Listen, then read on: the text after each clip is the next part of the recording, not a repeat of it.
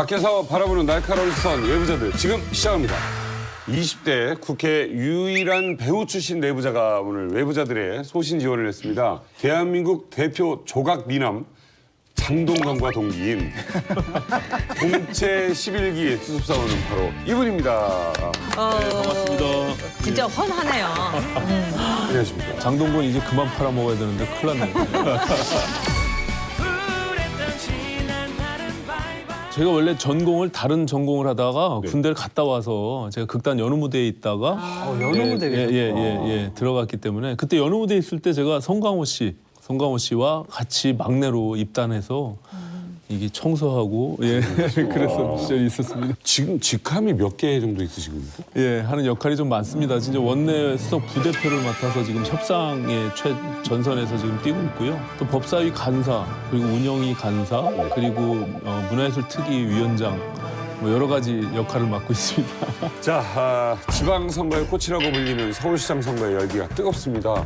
왕자의 자리가 계속될 것인지, 삼선 신화를 무너뜨릴 새 챔피언이 탄생할지 주목이 되면서 3당 후보의 지지율, 신경전이 날카롭죠. 꼭 3당 후보라고 그러더라고요. 4당 후보인데 정의당의 김종민 후보도 있습니다. 아, 있어요? 예. 4당 후보의 지지율. 예, 지금 뭐 지지율로 보게 되면은 박원순 후보가 압도적인 1위를 달리는 가운데 2위와 3위 자리는 이게 지금 여론조사마다 지금 엇갈리고 있습니다. 어떤 여론조사에서는 그 김문수 후보가 앞서는 걸로 나오고 어떤 여론조사에서는 안철수 후보가 더 앞서는 걸로 나오고 단일화 얘기는 보통 앞서가는 쪽에서 얘기를 하거든요. 네네. 양쪽에서 단일화 얘기가 다 나오는 것 같습니다. 참 여론조사에 대한 불신을 사실은 야당 쪽에서 몇 번 제기를 했어요. 네, 저희가 논평도 내고요. 어떻게 여론조사를 하느냐에 따라서 또 숨겨진 의도가 담겨 있을 수 있거든요. 그래서 지금 기본적인 트렌드는 저희가 예측했을 때는 사실은 2강, 뭐 1약 이 정도의 수준으로 갈 거라고 판단을 했었는데 사실 초반에 프레임이 좀 그렇지 못하고 있죠. 그래서 안철수 후보와 김문수 후보, 모 여론조사에서는 김문수 후보가 2등을 차지하는 경우도 있고요. 주로 이제 안철수 후보가 2등을 유지하고 가고는 있는데 그 여론조사에 따라서 사실은 후보자들의 심리가 굉장히 들쭉날쭉하기 때문에 굉장히 조심스러운 그런 건 있습니다. 홍준표 대표 같은 경우는 특정 그 여론조사 기관을 콕 집어서 좀 비난하는 말씀도 하셨는데 그러니까 전체가 아니라 일부가 좀 문제가 있다고 생각하시는 겁니까? 저희의 경우도 한 여론조사 기관만 김문수 후보가 2등으로 나오는 걸로 발표가 되고 있어요. 그래요? 그래서 이제 그 특정 그 여론조사의 기관에 대해서 좀 불만이 있죠. 지금 여론조사를 제가 한번 보면요. 5월 8일 날 한국 갤럽 조사연구소에서 JTBC 의뢰로 발표를 했는데요. 박원순 후보가 56.6% 물론 1위를 달리고 있고요. 그리고 바른미래당의 안철수 후보 14.8%, 또 자유한국당의 김문수 후보가 10.6%, 또 5월 3일, 4월 17일 이렇게 두 번의 또 여론조사도 같은 트렌드로 지금 나오고 있습니다. 근데 한 여론조사 기간만 김문수 후보가 2위를 차지하는 걸로 나오기 때문에 저희는 좀 그 신뢰도에 대해서 문제 제기를 한 부분들이 있습니다. 여론조사가 9분 정도 걸리는 그런 여론조사이기 때문에 중간에서 9분을 누가 기다리면서 직장인들이 그걸 받겠습니까? 그러니까 그걸 끊게 되면 샘플수에 안 잡히게 되거든요. 그러니까 양쪽의 적극적인 지지자들만 9분 동안 기다리는 거죠. 오직 1위를 위해 달리는 선거 레이스에서 유독 2위 쟁탈전이 불꽃 튀고 있습니다. 민생 속으로 뛰어든 안철수 후보가 좀 고전을 면치 못하는 거 아니냐. 저는 이번에 안철수 후보가 선거운동을 하는 걸 보고 이 후보는 한마디로 이 정치를 모르는 후보다.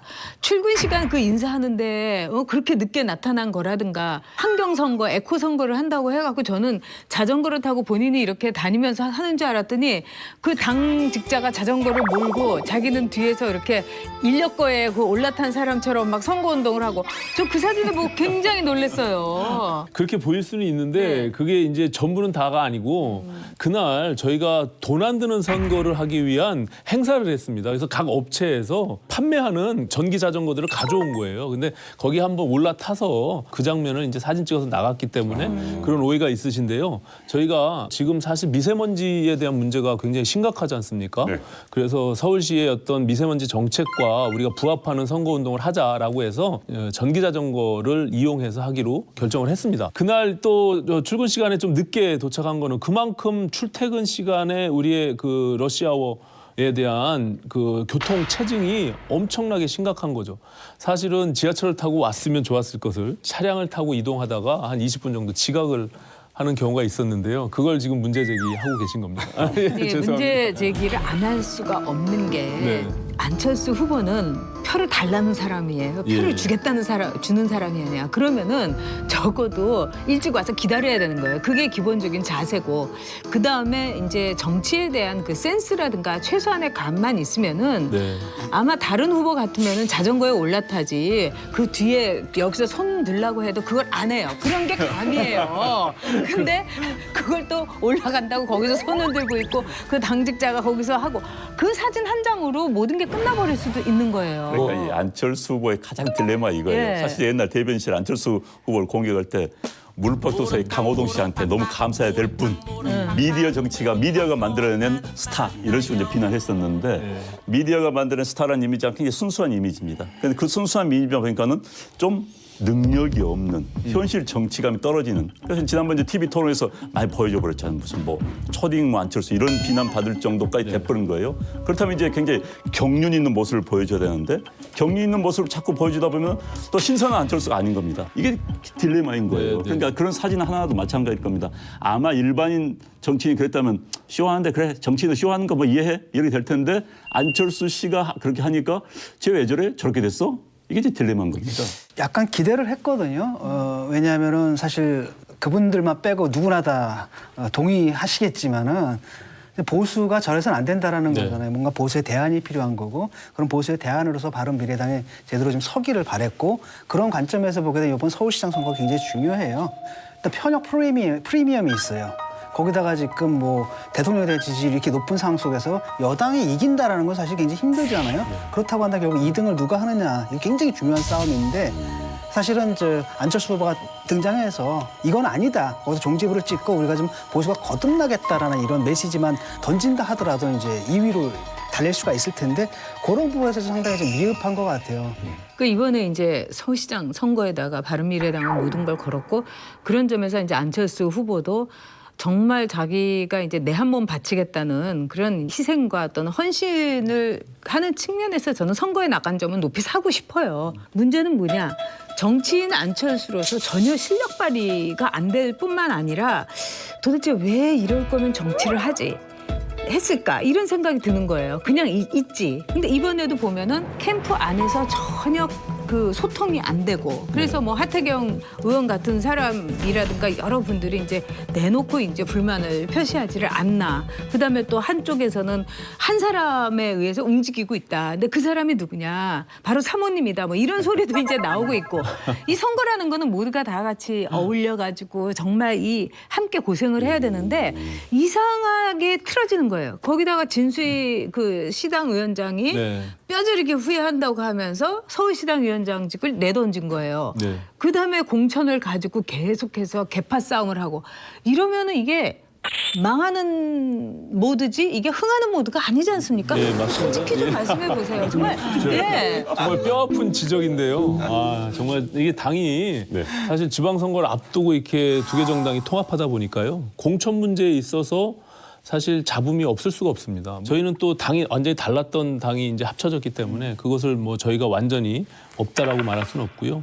그런 과정에서 어쨌든 유승민과 안철수 두 사람이 통합의 상징이었기 때문에 이 두 사람이 공천으로 인해서 파열음을 내고 있다. 이렇게 자꾸 언론들이 이제 내기 때문에 더 어려운 점이 있고요. 당이 이제 지방선거 후에 굉장히 큰 또 위기에 처할 수가 있기 그런데 이제 때문에 안철수 후보의 딜레마가 뭐냐면은 이제 첫 번째는 야당 후보는 바람을 일으켜야 되는데 네. 현재 바람을 일으킬 수 있는 여건이 전혀 아니에요. 남북관계 때문에. 지방선거에 대한 이슈가 완전히 묻혀버렸습니다. 솔직히 이번 지방선거 투표율 제가 50% 미만 나올 겁니다.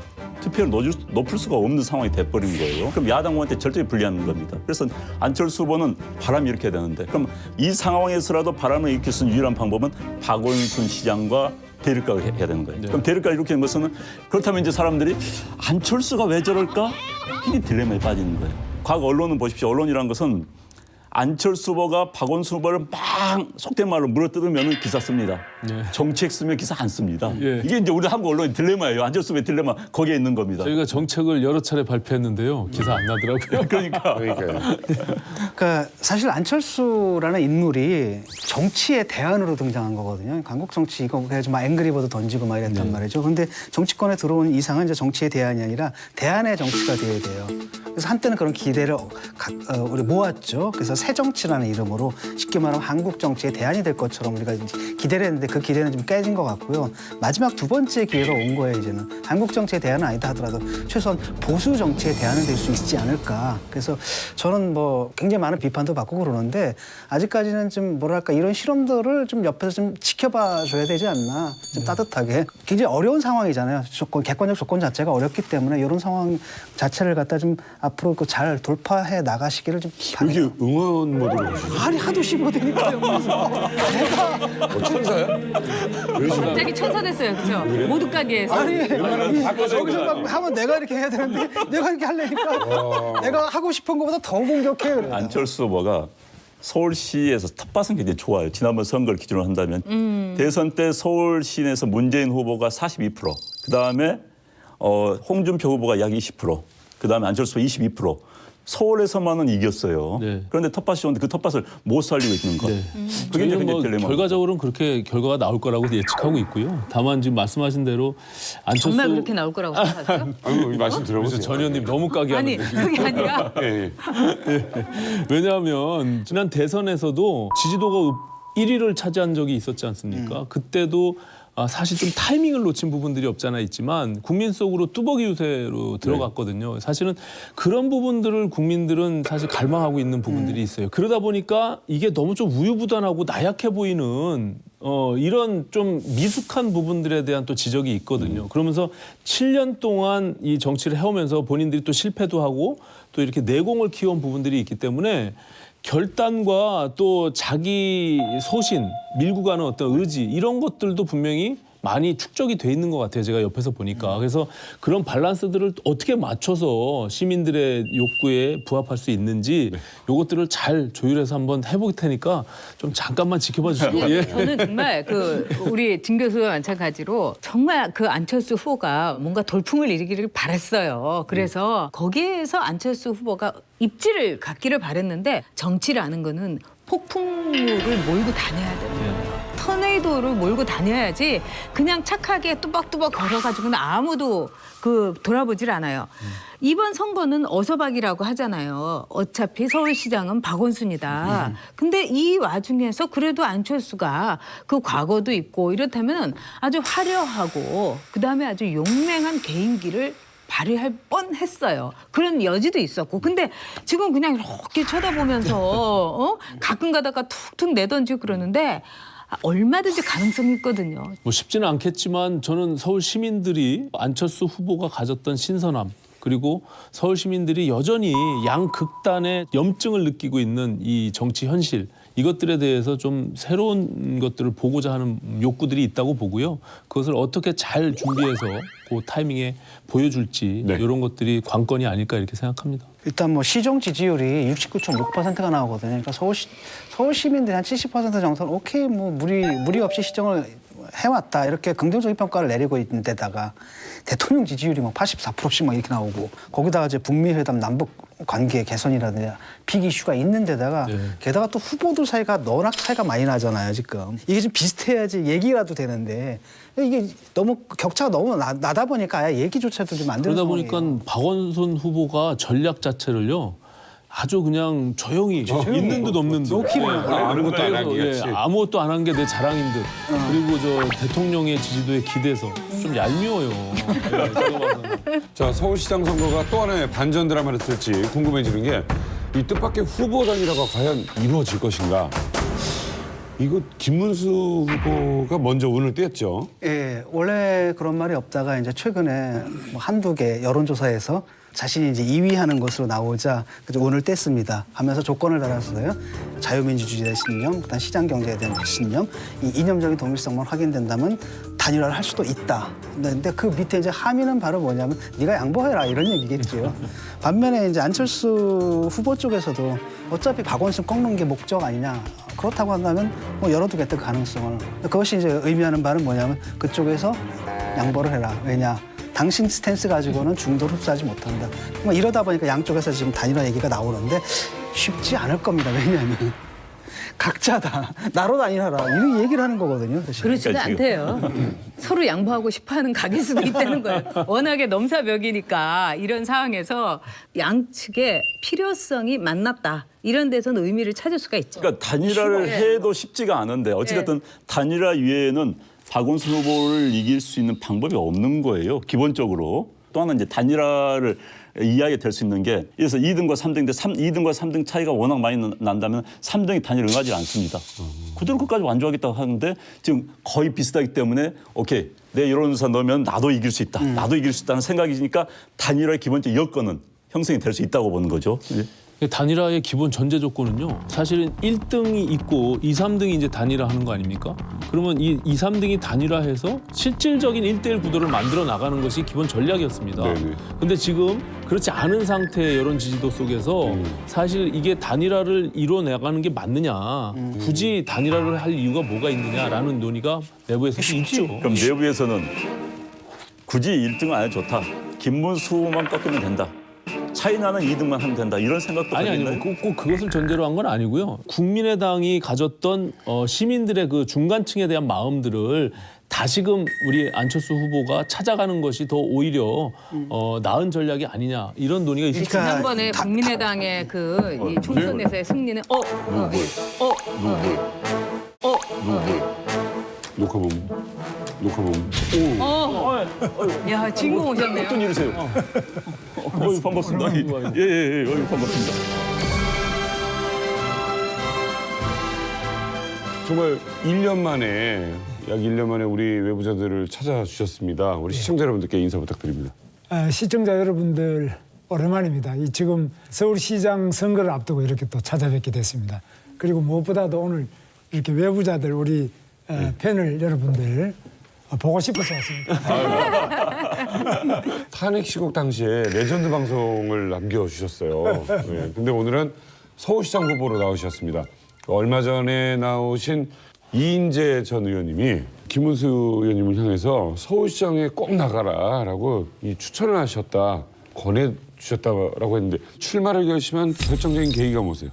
뭐 이인재 선배한테도 말씀도 듣고 여러분들이 그런 이야기를 오래전부터 했는데 역시 이제 서울이 지금처럼 계속 박원순 시장이 7년 한 것도 아주 지겨워서 적폐다 이렇게들 생각하거든요. 11년 적폐를 쌓으면 이 서울이 어떻게 될까? 대한민국 전체에 영향을 미칠 것 같다 이런 싶어서. 지금 오시라는 님이 막 7년 접해하니까 왜 웃으셨어요? 아니 아까 말씀하신 대로 저렇게 세게 질러야 되는데 이제 안철수 후보는 사실 7년 적폐? 야 저렇게까지 표현할 수 있을까? 네. 혹시 후보님 스스로가 느끼는 체감 지지율은 어떻습니까? 체감 지지율이 이제 시시때때로 또 곳곳마다 달라요. 예를 들면 강남 같은 데는 우리 당 지지가 높잖아요. 거기는 가면 뭐 당선 다 된 것 같죠. 그러나 또 다른데 우리 오신환 의원이 있는 관악구, 저도 지금 관악구 사는데 젊은 사람들은 아침 출근 시간에 가보면은 인사하면 좀 산만한 분도 상당히 있어요. 아주 젊은 분들 중에 반갑게 하는 이런 분들은 또 경기도 출신들 상당히 있어요. 경기도지사 김문수입니다. 그런데 그 분위기가요 사실 좀 애매합니다. 네. 근데 이제 우리 정치인들이 보통 마음 편한 곳을 위주로 가요.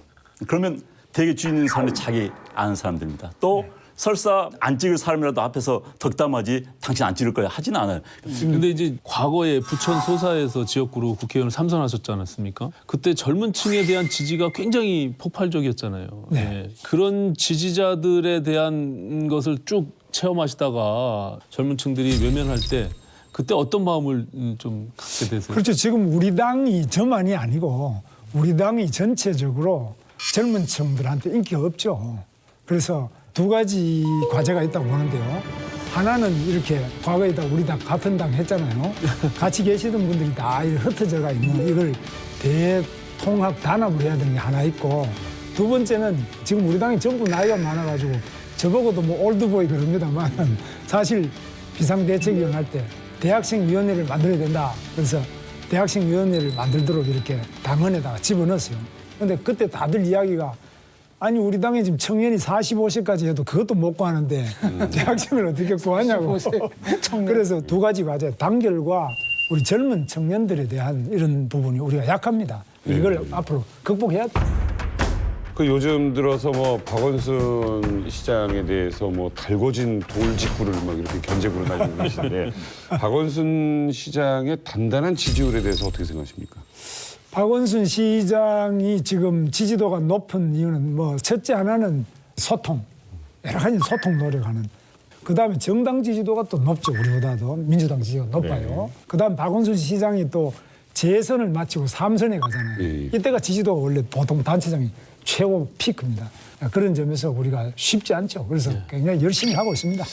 사실은 박원순 시장의 7년 시정을 보면요. 시민들이 박원순 시장을 지지하지 않는 쪽에서는 정말 지루하다, 따분하다, 그리고 한 게 뭐 있냐, 뭐 이런 이야기들이 굉장히 팽배하거든요.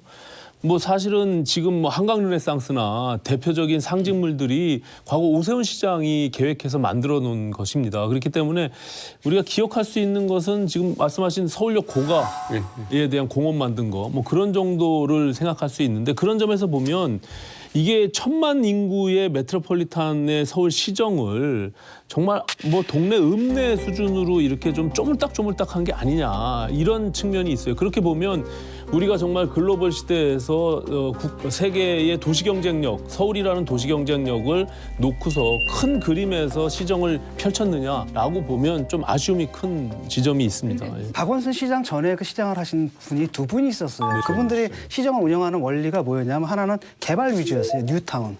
그다음 두 번째는 뭐냐면 오세훈 시장 같은 게 디자인이었거든요. 근데 문제는 뭐냐면 박원순 시장이 들어가서 시민운동 가잖아요. 그렇기 때문에 눈에 보여주기식 그런 게 아니라 하드웨어적인 시정을 하는 게 아니라 소프트웨어 쪽으로 옮긴 겁니다. 그러니까 서울역 고가도로 같은 것도 원래 철거하고 뭔가를 짓는다거나 이래야 되잖아요. 철거 안 하고 그대로 살렸잖아요. 우리 사회 분위기가 산업사회에서 정보화 사회로 가면서 하드웨어적인 것보다 소프트웨어적인 쪽으로 가거든요. 바로 이런 식의 그 패러다임 변화가 있었던 겁니다. 그렇기 때문에 지금 시정 그 지지도가 69.6%가 나온다면 70%보다 상당히 압도적인 지지가 나온다는 거죠. 우리 시대가 그 산업사회 시대와는 이제 바꿔야 된다. 난 100% 오케이.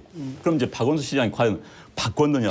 모르겠어요. 뭘 했는지 모르겠고, 전 작년부터 거리에 버스 타고 다니면은 잘 생겼다는 거 광고물 엄청나게 생겼어요. 잘 생겼다. 이게 잘 생겼다 뭐예요? 전부 다 재개발하고 다 뭐 만들었다는 거예요. 서울 북쪽에는 뭘 만들었다, 어디 위에 뭘 만들었다, 뭘 전부 만들었다는 거예요. 소프트웨어 아니에요, 그거 다 잘 생겼다. 그다음에 지금 박 시장이 뭐 영동 지하 개발 다 개발이에요. 잠실 개발 다 개발이에요. 그러니까 결국은 보여주기엔 나올 수밖에 없고, 사실 서울은 아직은 변화의 동기, 변화의 유인이 굉장히 많은 지역입니다. 그러니까 할 수밖에 없는 거예요. 아주 진일공 교수 이야기하시는 것처럼 오세훈 실패했느냐. 근데 미세먼지 하나만 보면 오세훈 때까지는 계속 미세먼지 농도가 떨어졌습니다. 박원순 시장이 들어오고 난 다음부터 7년 동안 계속 올라갑니다. 미세먼지 농도가요. 지금 현재 측정하는 것보다 훨씬 농도가 높습니다. 지금 측정 전부 동사무소 3층 꼭대기 20m. 근데 실제로 행인들은 그 보도를 달리는데 보도 쪽에서 사람 코높이 1.5m로 해야 이게 정확한데, 이런 엉터리 행정을 그만두고 저는 미세먼지와 환경을 위한 예산을 2배 늘리겠습니다. 그리고 측정소 자체를 5배 늘리겠습니다. 그래서 유효하고 과학적이고 효과가 있는 걸 해야지 보여주기식으로 그저 시민운동 하듯이 이게 과연 미세먼지를 잡을 수 있느냐. 과학적으로 또 여러 가지 예산을 넣을 때는 정확하게 넣어줘야 된다는 말씀을 드리고 싶습니다. 오늘 잘 나오셨네요. 잘 나오셨네요. 근데 저는 정말 그 박원순 시장한테 좀 피곤한 게 이제 시민운동가이기 때문에 시민운동은 기본적으로 기존의 정책에 대해서 반대하는 거예요. 또 그게 큰 역할입니다. 그래서 이분이 전임 시장들의 그 해놓은 거에 대해서 반대하고 그거 청산하고 이런 거 굉장히 열심히 하셨어요. 근데 뭔가를 새롭게 하는 거를 못 하신 거예요. 그리고 이러다가 나 선거 어떻게 치러 이러니까 그러다가 갑자기 서울역 그 고가도로를 그걸 치장을 하고 이게 도대체 어느 방향으로 가는지를 모르게 만들어 놓은 거. 이거로 굉장히 잘못된 게 시민운동하는 사람들이 반대만 했느냐 아니거든요. 지금 국회의원들 입법할 때 시민운동 단체에서 다 갖고 와가지고 입법안 내주고 그래서 같이 입법을 하고 있는 거라는 거죠. 그다음에 또 서울시장이 그럼 과거와 같은 그런 개발에 반대에 따라서 일체 개발에 반대하느냐? 그런 시장이 있을 수가 없는 겁니다. 도시라는 건 늘 발전하기 때문에 늘 개발 수요는 있는 건데 그 근데 개발의 방향이 뭐냐라는 거예요. 과거처럼 그냥 때려 부시고 짓는 것이 아니라 되도록 있는 것을 그대로 유지하면서 소프트웨어적인 이런 식으로 가는 게 이분이 이제 행정이었다고 보고 그 부분에 대한 시민들의 평가가 지금 69.6%라는 높은 지지율로 나타나는 거라고 봅니다. 이제 높은 지지율을 자꾸 말씀하시는데 그거는 이제 표를 깨 보면은 그게 상당한 거품을 발견하실 거니까 그건 더 말씀 안 드리고요. 지금 여기 오실 때도 월드컵 대교를 지금 건설하고 있는 거 보시죠. 아주 높이. 네. 그게 2015년에 완성돼야 되는 겁니다. 아직 안 되고 있죠. 왜 안 된 거예요? 그리고 박원순 시장이 예산을 안 주고 모든 토목공사를 스톱한다는 초기에 오시원 시장이 하던 거 다 스톱시켜서 지금 늦어졌고요. 뿐만 아니라 지금 서울 시내 올림픽대로 강변북로 곳곳에 막히는데 저는 이걸 전부 다 지하로 다 뚫어서 2층 도로로 만들어서 시원하게 뚫어드리겠습니다. 그래서 동북 안선도로 지하로 넣으시겠다고요? 지하로 다 이건 설계가 이미 다 나와 있습니다. 오. 자, 그다음에 이명박 시장님이 다시 오신 것 같네요. 지하철도 3, 4, 5호선은 전부 급행화를 시행했습니다. 그다음에 GTX 제가 경기도에서 할 때 했던 GTX도 서울을 통과하면은 서울 시내 전부 15분 내로 다 출입하고 갑니다. 돈 다 있으신 거예요? 물론요. 지금 다 국가에서 지금 이미 하고 있습니다. 자, 오늘 뭐 박원순 시장에게 뭐 강펀치를 많이 날리고 계신데 요즘 들어서 유독 이게 하트를 보내는 게 아닌가 싶은 분이 있어요. 그 안철수 후보를 향한 러브콜이라고 봐야 됩니까? 우리 단일화합시다 이런 사인을 보내시잖아요. 뭐 꼭 사인을 보낸다기보다도 안철수 후보는 박원순 시장 지지율 5%도 안 될 때 그 박 시장을 서울시장으로 만들어낸 산모니까 단일화한다면 당연히 두 분이 박원순 안철수 단일화가 원래 그 성향이나 역사적인 뿌리를 볼 때 같은 거다. 저는 사실 안철수 후보하고는 뭐 특별히 당을 같이 해본 적도 없고 또 1등을 이기려면 2, 3등이 합쳐야지만 그래야지만 정치공학적으로 덧셈을 해서 높아지지 않겠나 이런 정치공학적인 질문을 계속 하는데 저는 정치공학보다는 정치적인 신념, 신조가 더 중요하다. 그래서 저는 자유민주주의에 대한 확고한 신념을 밝히시면 누구라도 같이 해야 된다. 그런 이야기입니다.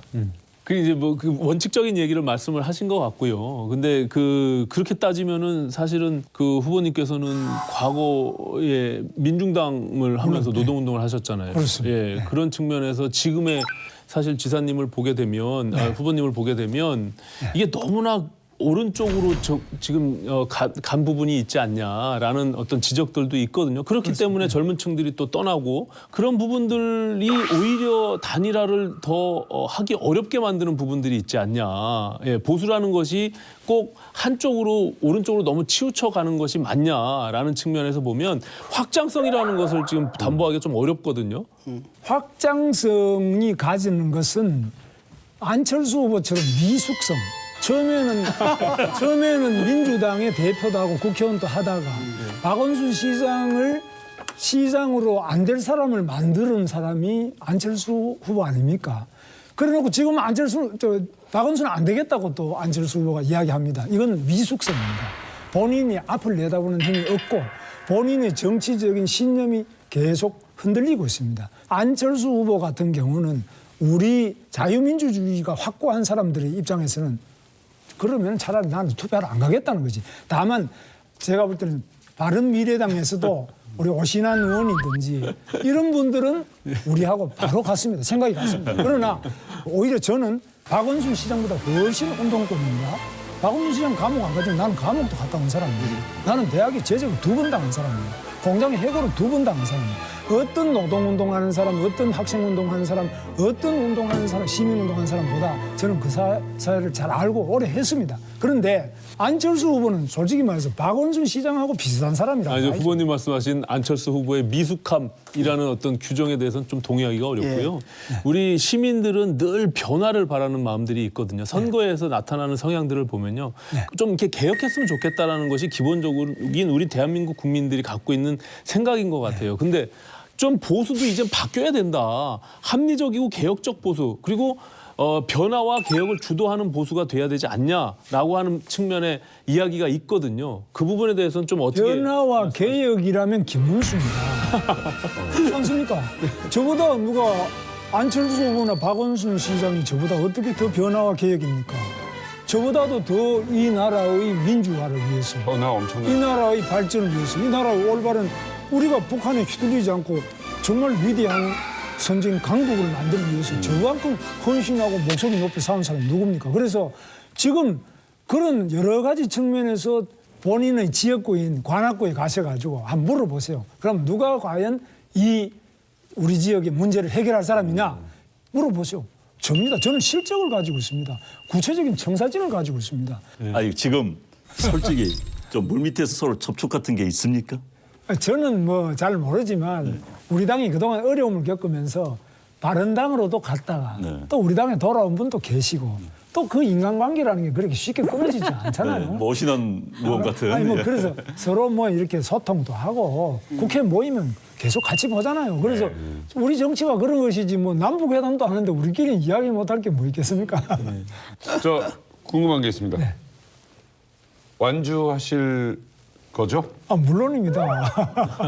예, 완주 안 해본 적이 한 번도 없습니다. 그 기왕이면 오늘 선대 본부장까지 나오셨으니까 상대 당보다 내가 더 지지를 받아야 되는 이유. 서울 시민들이 적폐로 고생하고 있는 부분을 시원하게 가장 빠른 시간 내에 가장 확실하게 해결해 줄 수 있는 청사진이 있고 그런 실적이 있고 그런 능력이 있는 김문수 네. 좀 뽑아주시기 바랍니다. 혹시 제가 대신하면 되는 겁니까? 한 말씀 해주신다면. 정치에 대한 변화를 주도하는 것은 사실은 그 시민을 섬기는 정치 속에서 나온다고 생각하거든요. 서울시는 사실 굉장히 다이나믹하고 변화를 필요로 하는 그런 도시라고 생각하고요. 그런 중심에는 저는 안철수 후보가 가지고 있는 과거의 새로운 이미지를 만약에 조금만 더 회복한다면 네. 저는 그 확장성에 있어서 그 외람되지만 후보님보다 앞에 계셔서 그렇지만 더 많은 지지를 받을 수 있다 이렇게 생각합니다. 예. 자, 우리 서울 시민과 대한민국 국민을 향해서 한 말씀 해주신다면. 시민 여러분 지난 7년간 얼마나 고생이 많으셨습니까?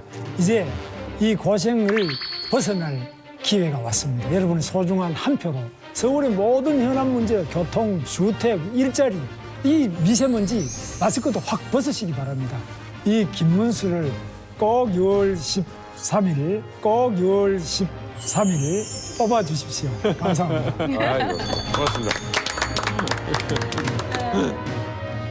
강원랜드 채용 비리 수사 과정에서 검찰 내부 갈등이 심화되고 있습니다. 문무일 검찰총장의 외압 논란이 불거진 가운데 전문자문단은 검찰총장의 손을 들어줬죠. 이제 이번 사건의 발단은 올 2월 4일 안미연 검사가 본인이 춘천지검에 있을 때 강원랜드 사건을 수사를 했는데 외압을 받았다. 그러니까 이제 검찰에서 2월 7일에 강원랜드 채용 비리를 수사하는 수사단을 출범을 시킵니다. 그래서 이제 3월과 4월에 뭐 염동열 의원, 권성동 의원의 사무실 압수수색하고 소환 조사하고 이렇게 했었죠. 그런데 지난주였죠. 5월 15일 안미연 검사가 갑자기 기자회견을 합니다. 사실 2018년 3월 15일 최초로 대검 반부패부를 압수수색하였다는 언론 보도와 달리 그날 수사단의 압수수색은 저지되어 집행되지 못하였습니다.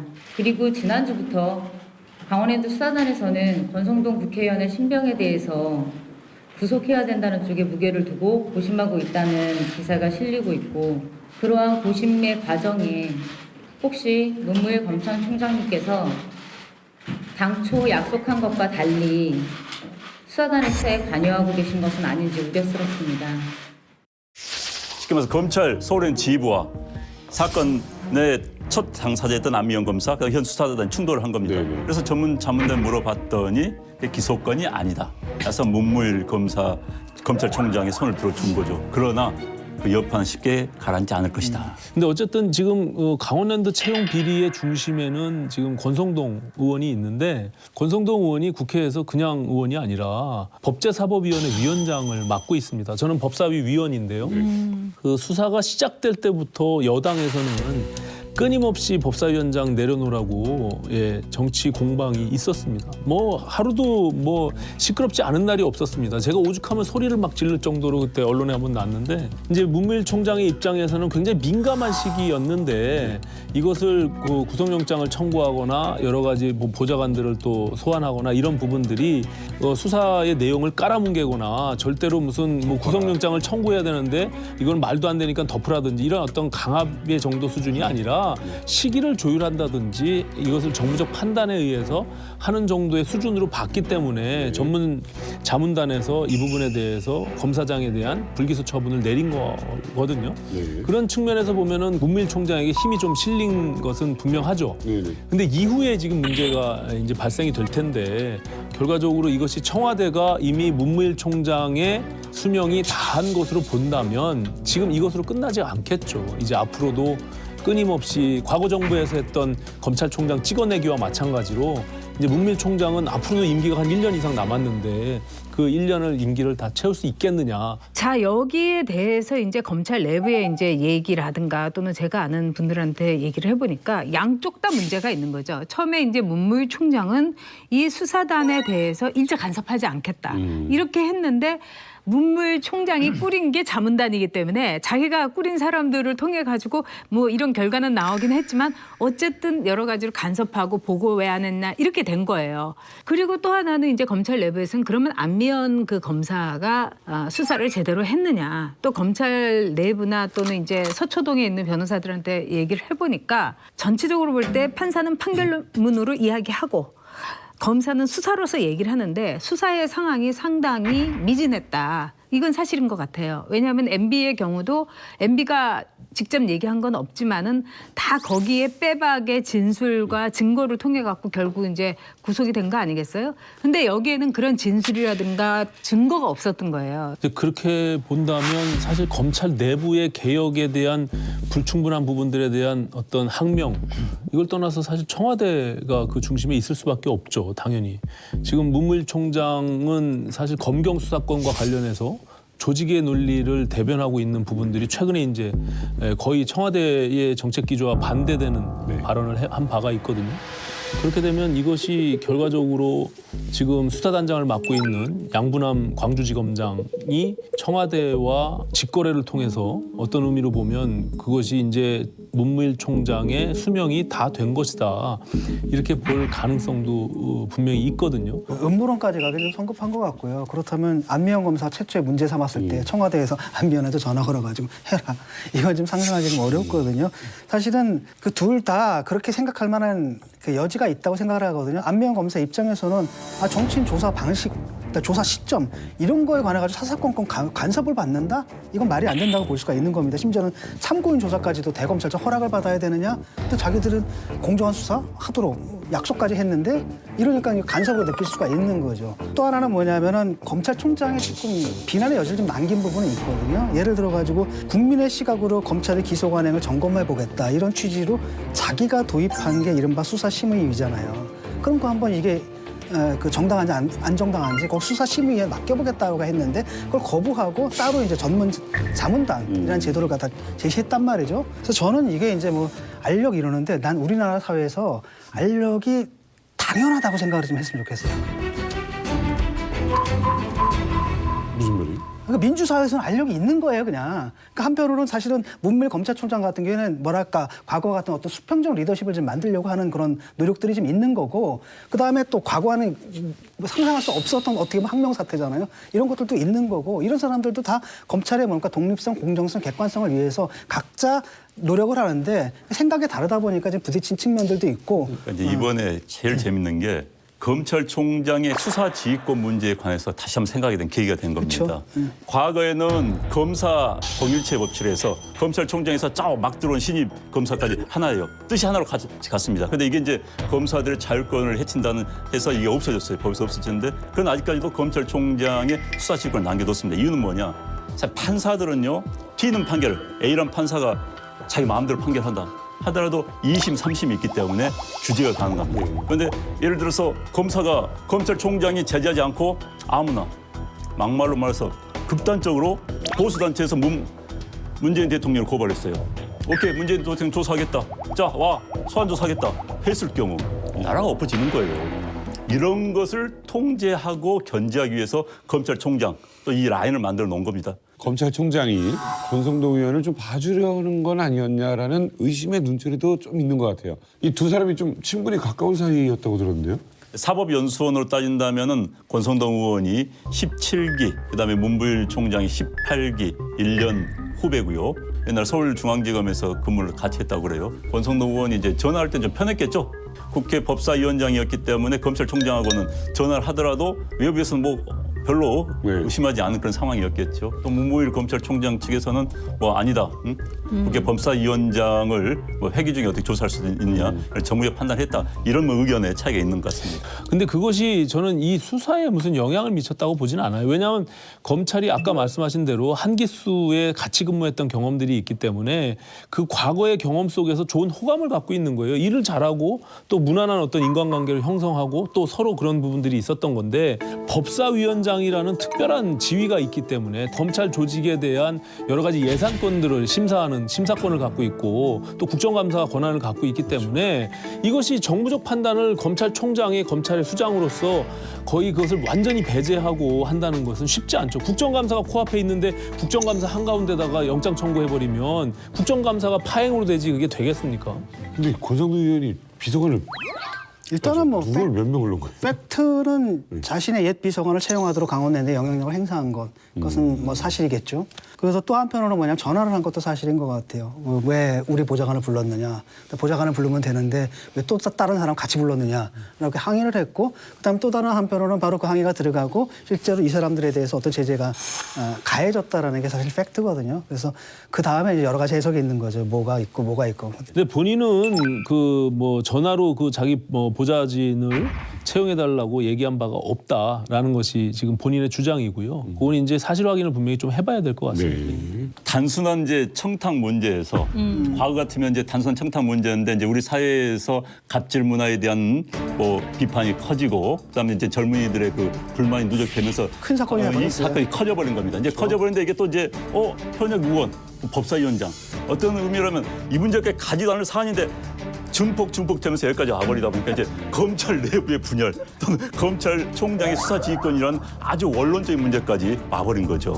참 이 검찰이라는 게 우리의 그 역사 속에서 검찰의 역할을 보면은 참 불행한 역사다 이렇게 볼 수가 있어요. 그리고 정권으로서는 검찰총장을 누구를 앞세워서 검찰총장이 어떤 역할을 해주느냐 이거를 어느 정권도 여기에서 이제 벗어나지 못했는데 이번 정권은 조금 다르지 않느냐 많은 사람들이 생각을 했는데 이번에 이렇게 돌아가는 걸 보니까 크게 다르지 않고요. 지금 뭐 서초동이나 뭐 이게 뭐 루머가 아니라 많은 사람들이 문무일 총장이 마음이 완전히 떠났다. 그만두고 싶어 한다. 누구도 그만두고 싶어 한다. 그리고 실제 지금 총장 노릇을 하고 있는 검찰의 실세는 누구다.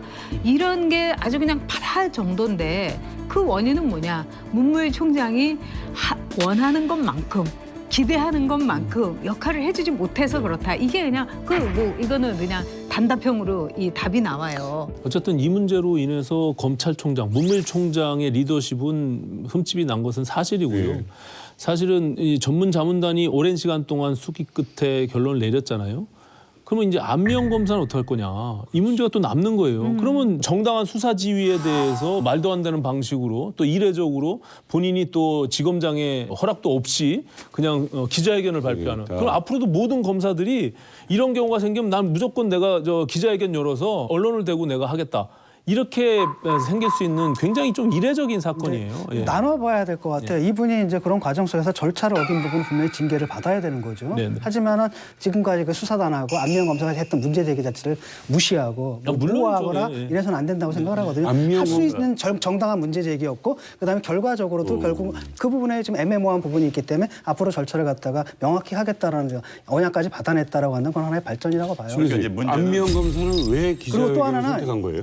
그거는 이제 뭐랄까 언론 플레이를 좀 한 거라고 보거든요. 쉽게 언론 말하면. 플레이다. 왜냐하면 자기는 위인데 쉽게 말하면 국민들의 여론들은 문무일 총장이 수사 지휘 했다고 대답하는 분들이 과반수란 아니, 말이죠. 그 부분이 너무 위험한 거예요. 나도 검찰이 법조인인데 그것을 언론에 기대서 정당한 절차를 밟지 않고 왜 그랬을까요?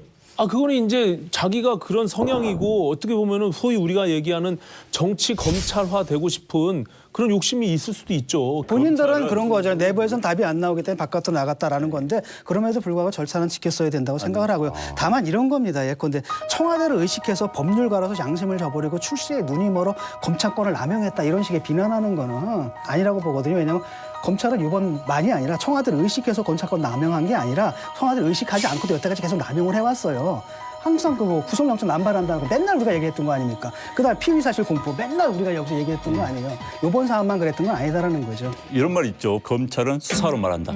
기소장으로 말한다. 자기가 수사했던 모든 숙제, 모든 게 다 정리되어 있는 게 기소장입니다. 기소장 던지면 이 기소장에 따라서 법원에서 판단한다. 그럼 판사는 판결문을 말한다 이겁니다. 그런데 지금 이제 안미영 검사 같은 경우는 기자회견장에서 말한다로 바뀌어버린 거예요. 검사가.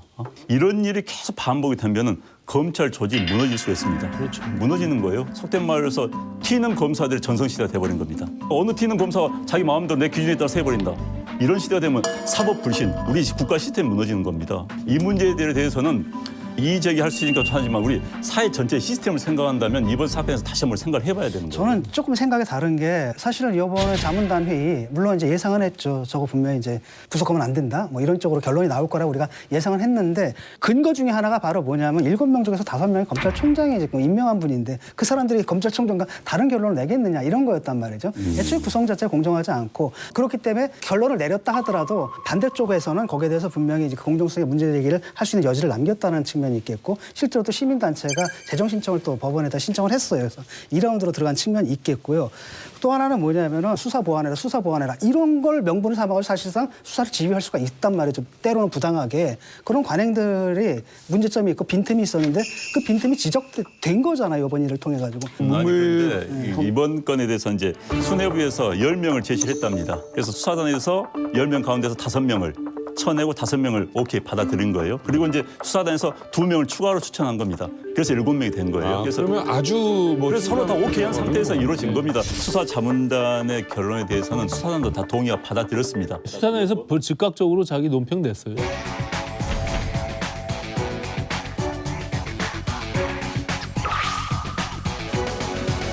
근데 이번 거에 대해서는 사실 이제 뭐 11시간인가 회의를 했다지만 8시간, 9시간이 양측의 주장이었고 실질적으로 이제 토의한 건 뭐 2-3시간 정도였기 때문에 결론 내는 건 뭐 어렵지 않게 냈다고 봐요. 사안 자체에 대해서는. 이번에 이제 문제가 됐던 게 뭐냐면 수사심의위를 열어라. 당신이 만든 제도 아니냐. 거기다 물어보자라고 했는데 그걸 거부했잖아요. 근데 따로 꾸렸단 말이죠. 아까 5명은 오케이 했다라는데 10명 중에서 5명 쳐낸 게 과연 오케이인가. 이렇게 볼 수도 있거든요. 그래서 자꾸 이제 뭐 이게 어떤 의혹일 수도 있지만 문무일 총장에 대한 리더십 그리고 검찰 개혁에 대한 입장 전환 이 부분에 대해서 사실 정부가 이제는 바꿔야 될 때가 됐구나라고 생각하는 것을 여실히 느낄 수밖에 없어요. 예. 그리고 앞으로 지금 이 상태에서 1년을 계속 그럼 문무일 총장 체제로 갈 것이냐? 저는 이거 어렵다고 봅니다. 그렇기 때문에 문무일 총장 스스로도 힘에 버거웠던 부분들이 있을 거예요. 왜냐하면 검경 수사권에서 기소 독점이나 수사 지휘권이나 이런 것들을 다 포기하면서 지금 정부가 추진하고자 하는 검경 수사권까지 가려면 사실 검찰로서는 이제 뭐 생명이 다했다. 이렇게 볼 수밖에 없는 자기들 논리로 보면 저는 기본적으로 검경 수사권 조정을 해야 된다고 생각하는 사람입니다. 이게 지금 시기를 놓치게 되면 완벽하게 검찰로서 손을 떠나겠구나라고 해서 고심 끝에 그것을 질른 거라고 보거든요. 그런데 이제 청와대 입장에서는 그게 괘씸한 거죠. 아니 너를 믿고서 1기 총장으로 내줬는데 검경 수사권 국정기조의 제1호에 맞서 싸워? 이렇게 돼버리니까 저는 문무일 이제 총장은 자진 사퇴할 수도 있다고 봅니다. 저는. 그래요? 예, 예. 근데 그 정도. 더 재밌는 게 네. 난 이번에 이제 문무일 총장이 사실 실질적으로는 아마 앞으로 리더로서의 지휘권 행사가 굉장히 어려울 겁니다. 힘들 거죠. 그런데 이제 문제는 다음 검찰총장 현 분위기대로라면 다 안 하겠다고 할 것 같아요. 현재 우리나라에서 장관 하나 많이 안 합니다. 청문회 때문에. 그런데 이제 검찰총장은 청문회를 또 해요. 청문회 힘들지. 그다음에 이제 부하들한테 말이 안 먹혀 이제. 말이 안 먹힌 세상이 돼버린 거예요. 게다가 검경 수사권이 이런 것에 대해서 다 총을 모두 다 앞 전면에서 맞아야 될 판이에요. 검찰 위에서 거부하면은 정권에서 욕먹고 또 정권 편을 들면 뒤에서 욕먹고 그러니까 아마도 다음 총장 찾기가 쉽지 않을까 하는 생각이 드네요 진짜. 거기서 이제 박상기 법무부 장관 얘기를 안 할 수가 없는데요. 사실 박상기 법무부 장관은 저 학자로서 또 시민사회단체 활동들을 해왔잖아요. 네네. 근데 이게 법무부가 일반 공무원 조직뿐만이 아니라 그 안에 검찰 조직이 있잖아요. 이 개혁의 중심에는 검찰이 있는데 검찰을 사실 박상기 법무부 장관이 마음대로 할 수가 없는 거예요. 학자 출신으로. 네, 그리고 법무부를 아무리 탈검찰화 한다고 그래도 한꺼번에 다 몰아낼 수가 없거든요. 그런 측면에서 보면 검찰총장이 이걸 받쳐줘야 되는데 사사건건 충돌이 있었거든요. 법무부 장관하고 검찰총장하고. 그러니까 여기서 도저히 더 이상 가기는 어렵다라고 판단한 것이 아닌가 저는 이렇게 봅니다. 대통령 권한의 가장 큰 게 대한민국에서는 가장 큰 게요. 검찰권입니다. 그렇죠. 그다음에 구세청. 지금 같은 경우 이런 게 있어요. 진보 정권이 이러다 하면 10년 가? 10년이면 내가 공직생활 하는데 정년 퇴직하고도 그 이후야. 그럼 내가 남은 10년 동안은 어디에 해야 돼? 이 정권이 잘 보여야지 내가 그래도 검사장이라 하고 운수 좋은 총장이라 돼? 이렇게 생각하는 거예요. 이러다 보니까 정권에 그냥 불문고 이걸 또 이용하는 권력. 이게 맞물린 겁니다. 그래서 제발 여기서 좀 벗어나야 제가 돼요. 질문이 하나가 있는데 아까 그러셨잖아요. 검경 수사권 조정안에 찬성한다. 네. 근데 문제는 이제 검찰총장이 검찰의 조직의 이익을 대변해야 되는 측면이 있기 때문에 그걸 거부하고 있단 말이죠. 네. 만약에 대통령이시라면 어떤 결정을 내리실 것 같아요? 대통령이라면 지금 검경 수사권 조정이 국정과제 1호고요. 그 역할을 수행해야 되니까 검찰총장을 교체해야 되겠죠. 근데 그렇게 되면 이제 검찰 수사기관이잖아요. 그리고 검찰총장의 임기를 보장하는 제도를 도입한 취지가 있잖아요. 그런데 이제 자기 마음에 안 든다고 해서 검찰총장이 그 정도 수준의 이야기한 거를 가지고 검찰총장을 찍어내게 하려고 한다면 정말 그건 위험한 발상이고요.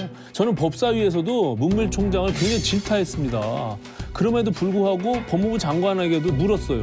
왜 의견 조율이 안 되냐. 그것은 그 내부에서 조율을 시켜 나가야 될 문제고 최종적인 판단은 또 법 제도적으로 국회에서 또 정부적 판단을 정부에서 같이 논의해서 하면 되는 거지 검찰총장 하나가 그 발언을 했다고 해서 아 이거 정말 내가 생각하는 총장이 아니다라고 해서 찍어낸다는 것은 아까 그런 말씀하신 문제죠. 임기를 채우지 못할 거라고 했는데 네. 사실상 지금 상태에서는 뭐 정권에서 이분을 갖다 물러나게 할 수 있는 방법이라는 없죠. 건 없죠. 예, 그렇죠? 예, 예. 그러면 물러나게 하기 위해서는 뭔가 불법적인 또는 그래서 질문하시군요. 그거란 말이죠. 그걸 갖다 이번 정권이 할 거라고 믿으시는 거죠. 그렇지는 않죠. 예, 이제 뭐냐면은 총장으로서 리더십이 이미 많이 큰 흠결이 났잖아요. 그냥 일반 평검사가 검찰총장을 대고 저 사람 수사해야 된다고 할 정도면 이거는 학명 수준이 아니라 사실은 굉장히 큰 문제예요. 근데 그 명예나 검찰총장으로서 그 명예를 다 잃게 되는 상황에서 이 조직을 위해서 내가 그럼 앞으로 1년 동안 정권하고 계속 척지면서 갈 것이냐 라고 보면 힘든 거죠, 마음적으로. 제가 그 얘기했던 건 바로 이제 그 부분이거든요. 지금 임기 1년 남았는데 정권에서 지난번에 최동욱 총장 찍어내는 거 결국 다 드러나가지고 수많은 사람들이 처벌받지 않았습니까? 네. 그걸 본 정권에서 그 전체를 그대로 밟겠느냐. 어떻게 될 거라고 예상하세요? 저는 그래서 그거는 실제로 뭐 정말 물러나게 하고 싶다 하더라도 그건 못할 거다 이렇게 판단한 거죠, 저는.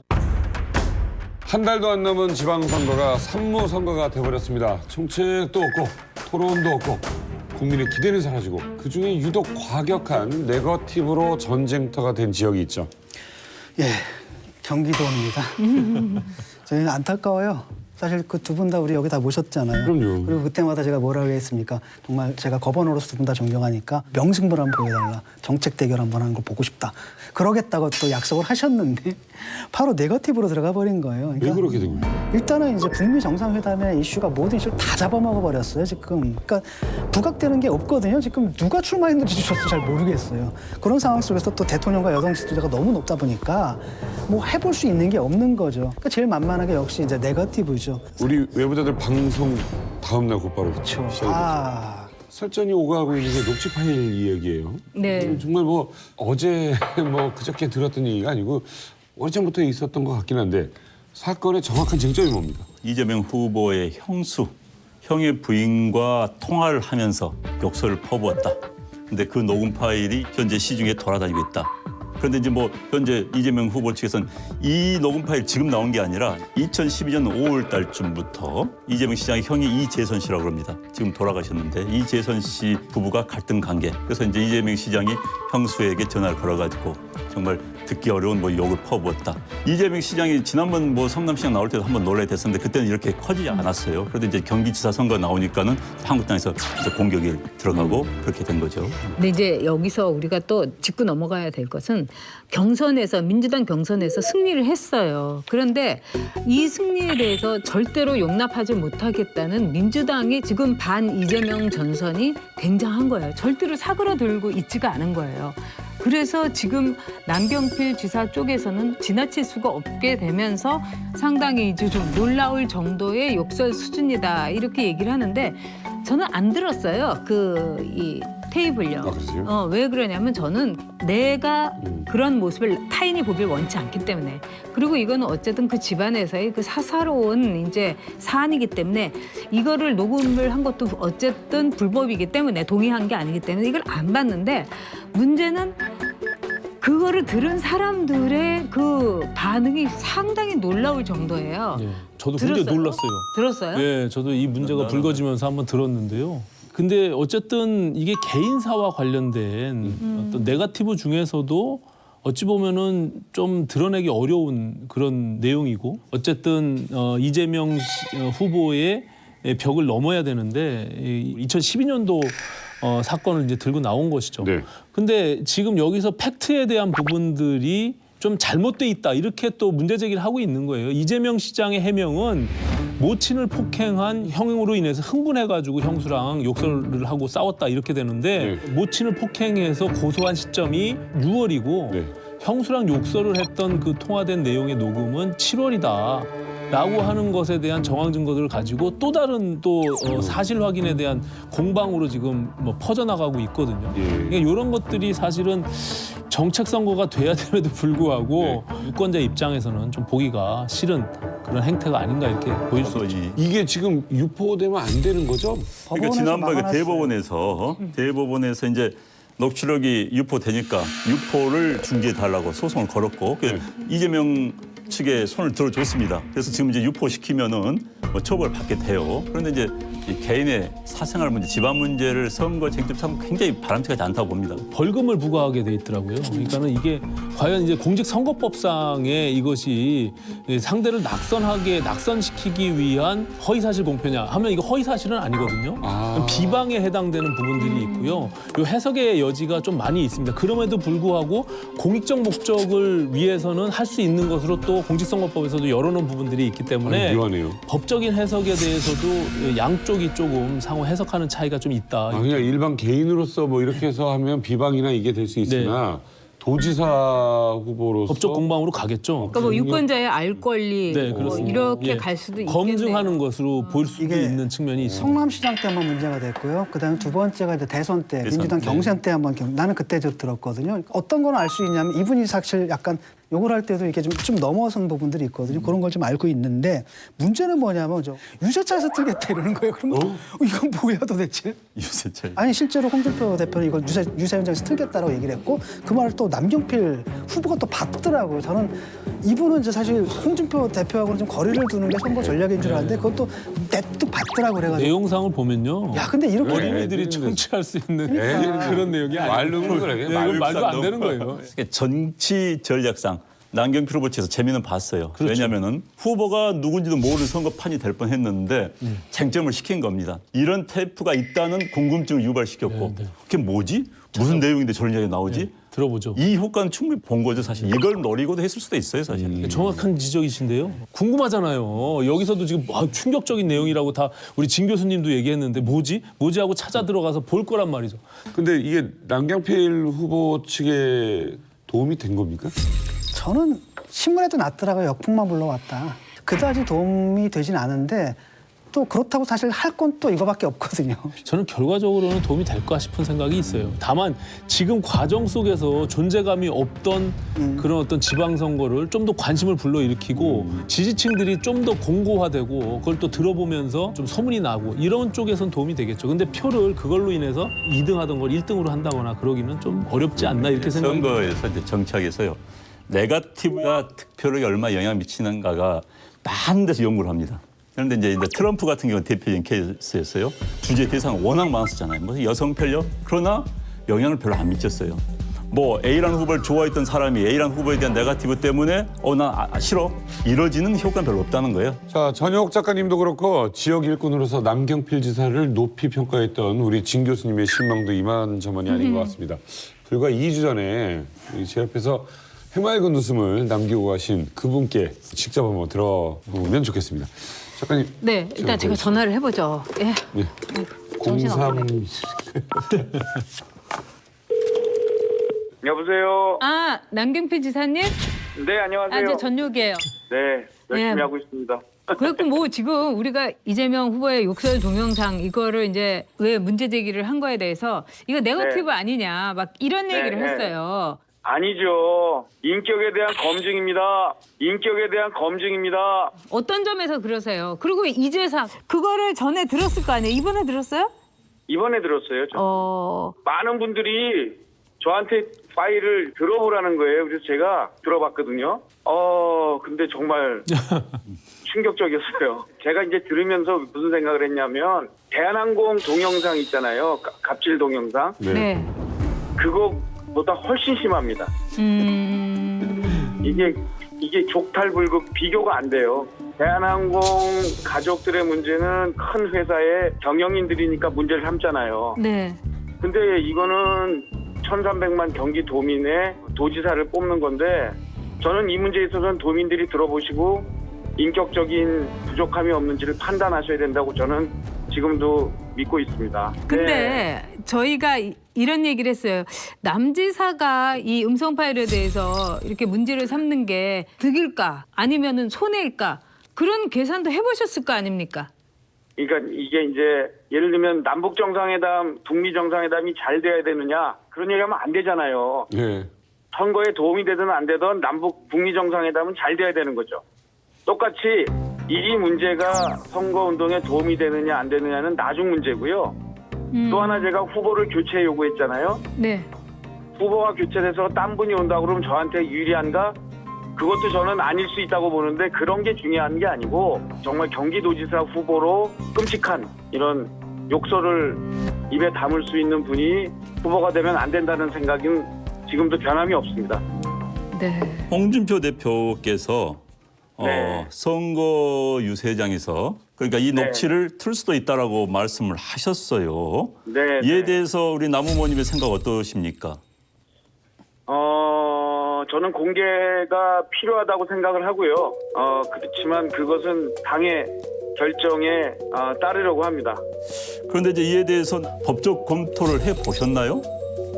아니 뭐 법적 검토는 이제 해봐야 될 텐데요. 네. 그 전에 도민들께서 들어보시고 판단한 다음에 적합한지 안 한지를 결정할 수 있도록 해드리는 게 올바른 태도라고 생각합니다. 그러니까 틀 생각이 있으시다 이런 이야기신가요?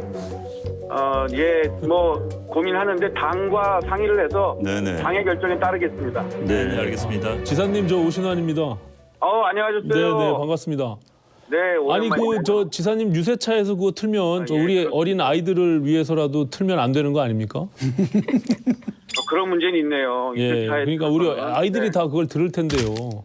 우리 네, 대한민국의 미래를 위해서라도 공당으로서 민주당이 정당한 절차를 통해서 후보를 선출한 거 아니겠습니까?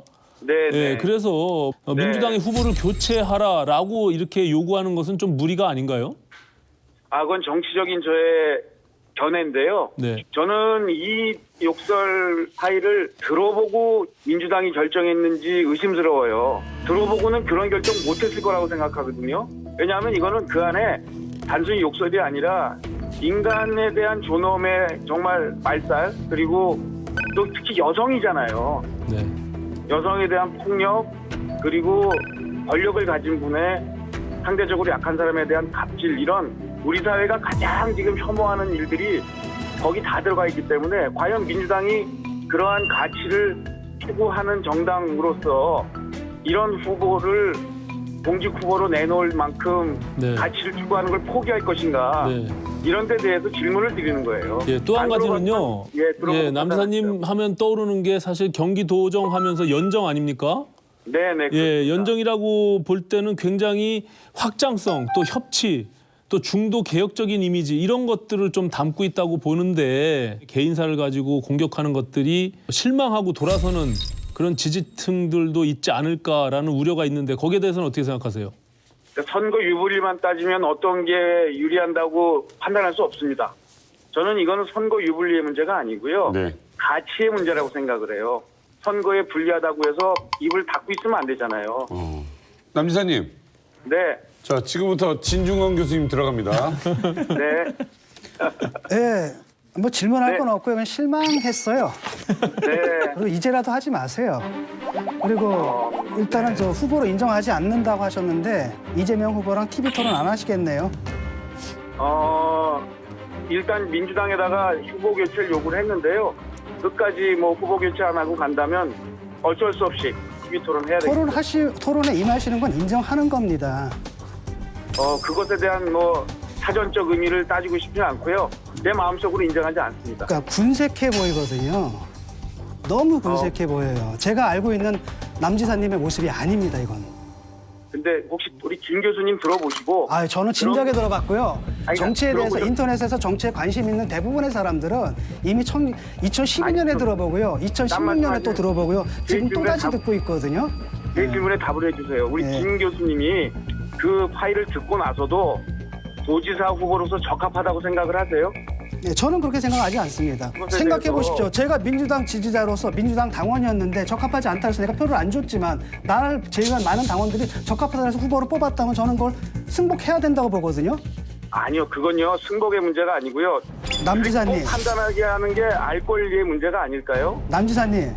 네네. 정치인은 우리 이제 전 작가님께서 늘 하시는 말씀이 있는데 네. 정치인은 죽는 법을 알아야 된다. 그러니까 무리하게 이기기 위해서 이런 방식으로 간다고 한다면 그럼 선거판이 뭐가 되겠습니까? 저는 남지사님께서 이기든 지든 간에 정말 정정당당한 방법으로 정책 승부를 하고 여기서 진다 하더라도 저번에 졌지만 정말 훌륭하게 싸웠다. 이런 평가를 받고 그 다음 선거에서 성공하는 그런 길을 걸으실 분이라고 생각을 했는데 너무 실망했어요. 교수님 근데 그거는 교수님께서 너무 정치적인 판단을 하시는 거예요. 저는요 정치의 영역이 아니라 가치의 영역을 얘기하는 겁니다. 정치의 유불리를 떠나서 문제 제기를 해야죠. 네. 저 혹시 뭐 17일 긴급 기자회견을 여신 이후에 네. 그 이재명 후보가 남긴 SNS 글 보셨습니까? 예, 뭐 일부 본 게 있습니다. 어떤 걸 남경필 후보님을 향한 사과와 함께 더 이상의 네. 공격과 비방글 삭제를 부탁을 하더라고요. 남경필 지사님, 제가 잘못했습니다. 그렇다고 흑색 선전은 하지 말아 주십시오. 사실 왜곡으로 2차 가해를 하시지 말아 주시기 바랍니다. 라고 남겼더라고요. 그게 아니 뭐 당신의 목소리로 다 녹음이 된 얘기를 왜곡이라고 하시면 그거는 뭐 제가 받아들일 수가 없죠. 변명으로 일관하시는데 네. 진정 어린 사과와 함께 이 문제에 대해서 저는 후보로서 적합지 않다 하고 물러나시는 게 맞지 않는가. 네. 후보를 교체할 수 있는 시간이 얼마 남지 않았기 때문에 그렇게 해주시는 게 맞다고 생각합니다. 사실 지금 좀 마음이 편치는 않으실 것 같습니다. 그럼요. 저도 제 스스로를 돌아보면 예. 저에게도 흠이 많잖아요. 저희 아들 문제 때문에 이런 문제 제기를 하게 되면 당연히 거기에 대한 비판과 반론이 있을 거라는 거를 왜 예상을 못했겠어요. 네. 그럼에도 불구하고 이것은 문제 제기를 하고 국민들이 들으시고 그리고 나서 판단하셔서 그때도 지도자감이 맞다라고 생각하면 그걸 따라야 되겠지만 그 전에 알게 하실 권리는 있다라고 생각을 했습니다. 남 후보님, 남 후보님. 네, 국민들도 사실 아드님이 군대에서 하신 일에 대해서 알고 있거든요. 네. 근데 덮어두는 부분이 있는 겁니다. 덮어두는 거 없습니다. 없으세요? 그냥 다. 네, 그런 게 저희는 있으니까. 드러난 대로 판결문에 의해서 다 그리고 공소장에 의해서 드러났고요. 네. 덮어두는 거 없습니다. 자, 혹시 뭐 이재명 후보가 남경필 지사님과 토론해보고 싶다라고 한다면 나오실 의향이 있으십니까? 그렇습니다. 그렇지만 민주당이 후보를 교체할 수 있는 시간은 좀 남아있기 때문에 그것을 더 기다리겠습니다. 네. 경기도민 여러분에게 끝으로 하고 싶은 말씀 부탁드립니다. 경제도지사가 되겠습니다. 일자리 창출하고요. 그리고 연정과 협치를 통해서 정치적 불확실성 확실히 없애겠습니다. 그리고 품격 있는 정치 계속 할 수 있도록 노력하겠습니다. 네. 뭐 오늘 바쁘신 가운데 전화 연결 감사드리고요. 아무튼 건강 잘 유지하십시오. 오늘 전화 연결 감사합니다. 네, 감사합니다. 오신환 의원님 사실은 저도 처음 뵀는데 네. 좋으셨어요, 저 인상. 네, 고맙습니다. 저는 국민 여러분들께서 우리 지방에 우리 지역에 어떤 일꾼이 필요로 한지를 좀 꼼꼼히 봤으면 좋겠어요. 네. 네, 그리고 인물을 좀 평가해 주시고 그러면서 오케이 네. 오케이 되는 후보가 있다면 예, 꼭 선택해 주시길 바랍니다. 그런데 안철수 후보는 왜 안 나온대요, 여기? 그런데 안철수는 네, 왜 여기 왜 안 나온대요? 예. 예? 그러니까 그게 안철수 후보의 문제예요. 어디 가서 뭘 하는지를 모르잖아요. 그러니까. 제가 꼭 전달하겠습니다. 자, 오늘 모두 이제 좀 끝인사를 드리게 됐습니다. 지켜봐 주신 시청자 여러분 감사드리고요. 우리 외부자 여러분께도 감사드립니다. 새로운 MC와 함께 그동안 봤던 여러 수습사원 중에 누가 결정이 될지 기대가 됩니다. 더 새로워진 외부자들 여러분 많은 사랑 부탁드리겠습니다. 감사합니다.